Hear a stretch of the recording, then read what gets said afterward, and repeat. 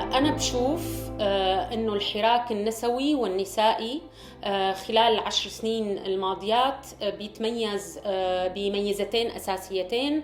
الأولى بالإنجازات والمكتسبات غير المسبوقة يلي حققها للنساء والمجتمع في السياق السوري، والنقطة الثانية هي حجم الانتهاكات والإقصاء والعنف اللي تعرض له، لأنه كان حراك مهدد لكتير سلطات وليس فقط لسلطة النظام الأمنية والسياسية. بالنسبة لي المهم اللي صار خلال هاي 10 سنين إنه نحن نلاقي بعض، نشكل شبكات الدعم الجماعي المشترك اللي بتعطينا كمان هاي القوة الجماعية لندفش باتجاه مشاركتنا، باتجاه وجودنا بكل المساحات.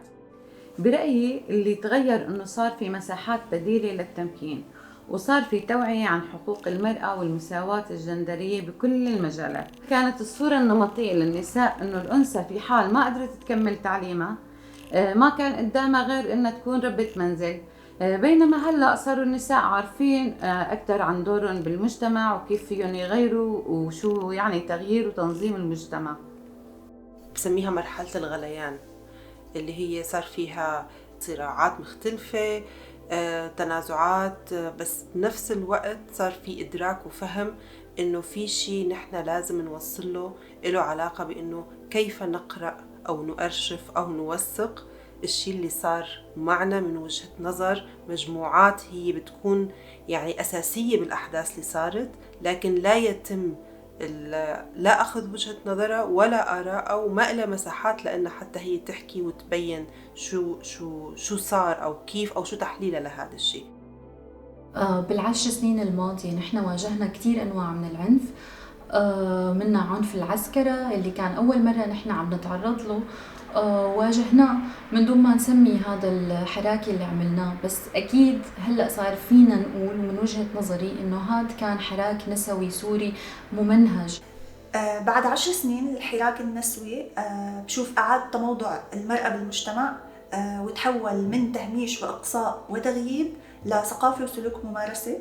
آخر 10 سنين تدهور كتير واقع النساء والفتيات السوريات نتيجة كل شيء صار، ولكن بالمقابل في أمل كبير ولد قادته مبادرات نسائية عظيمة ومتنوعة جدا، بتغطي طيف واسع من العمل، بيروح من العمل الإنساني والمساعدات للمجال الحقوقي الأكاديمي الفني والأدبي. هاي المبادرات كلها هي اللي بتعطي أمل إنه نكمل لقدام. من وجهة نظري أهم نقطة برأيي لازم يتم الاحتفاء فيها هو التواضع النسوي. التواضع النسوي اللي بنسمعه من نساء، ويعني بنسمعه ضمن مؤسسات نسوية ونسائية، إنه نحن ما بنعرف كل شيء، إنه نحن ما زلنا عم نتعلم من بعض، نحن عم نكبر سوا، وهذا النهج ضروري جدا لحتى ننجو سوا. كمان برأيي يجب التركيز على الاستثمار طويل الأمد بالنساء اللي عم تتبعوا بعض المؤسسات النسوية. شخصيا أنا كل شيء بعرفه من مفاهيم نسوية كان نتيجة استثمار نساء ومعلمات أخريات سوريات فيني على المدى الطويل.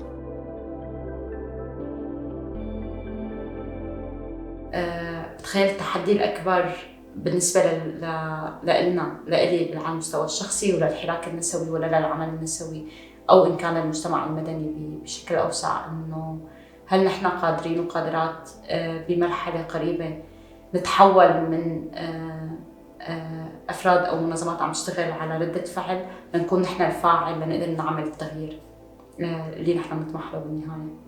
إذا بدي أطلع لقدام فأنا بدي إنه نستمر بالعمل لتفكيك دوائر العنف اللي عم بيتعرضوا لها السوريين والسوريات، واللي المرأة السورية بالذات عم تتعرض لها بشكل مضاعف. بالنسبة للمستقبل بشوف الحراك النسوي والنسائي كقائد لعملية التغيير المجتمعي نحو مجتمع يسوده حقوق الإنسان والعدالة، لكن بنفس الوقت أتمنى أنه هذا الحراك ينتج منظرات وما يكتفي بعملية فقط البحث والتحليل للتجارب اللي عشناها، بل أيضا يتعمق بدراسة هي التجارب وينظر لها. بتمنى أن نشوف بمنطقة فيها هذا التقاطع اللبناني والفلسطيني والسوري بال10 سنين يلي رح يجوا، واقع المرأة مختلف بعد الثورات يلي صارت بإنشاء جيل من الفتيات يلي رح يكون قادر على إثبات حالهم بكافة الميادين وبإبراز أدوار النساء المتنوعة. هاو ال10 سنين يلي قطعوا أنا بتمنى أشوف النتائج بال10 سنين يلي جايين. بال10 سنين القادمات أنا بشوف إنه نحن في نقطة تحول، اللي هي إنه في كتير منا أفرادا ومجموعاتا اكتسبنا خبرات حياتية وأكاديمية وتنظيمية ومجتمعية ما كان عنا إياها سابقا. فهلأ حيتم صقلها بإنتاج نوع من المعرفة قد لا يكون ينحصر بالمجتمع المدني. أنا متفائلة إنه نحن حننتقل أكثر لشيء إنتاج معرفة، ممكن يكون عن طريق مراكز أبحاث، ممكن يكون عن طريق حملات وإنتاج يعني فن، عن طريق سينما، عن طريق إعلام بصري، عن طريق إعلام مكتوب، عن طريق أبحاث، عن طريق الآخرين. التحدي للمستقبل هو كيف هذا الطيف الواسع كتير ينسق ويشبك مع بعضه البعض، لأنه ما في ولا مؤسسة واحدة رح تقدر ولا مبادرة واحدة رح تقدر تعمل التغيير. لذلك نحن بحاجة بأنه ننسق ونشبك مع بعضنا البعض كنساء سوريات قد ما بنقدر لنبني تغيير حقيقي. برأيي التحدي الأكبر بالفترات القادمة إنه كيف نرجع نعمل إعادة هيكلة لهي البنى التنظيمية النسوية يلي نشأت خلال 10 سنوات، كيف نغير ديناميكيات القوة، كيف نخلق أنظمة أكثر عدالة بدل ما إنه نرسخ أنظمة القهر الموجودة already بالوضع السوري. تجربة التجمع تبعنا هي تجربة فريدة، هي تجربتنا نحن بشكل أكيد لل10 سنين الجاية كمان لازم نطلع لها بنظرة نقدية كمان شوي، إنه كيف نرجع نبني هياكل مؤسساتية أكثر ديمقراطية وأكثر تشاركية. كمان نفهم أثر هذا القمع السياسي والاجتماعي اللي عشنا تحته كمان بثقافة هاي المؤسسات.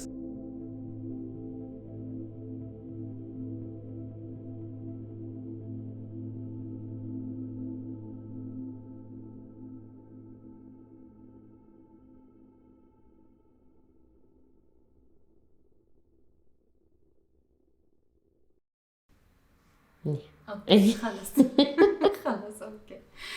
ما بعرف هذا اذا بدك تحطيه مانك مضطره، بس انه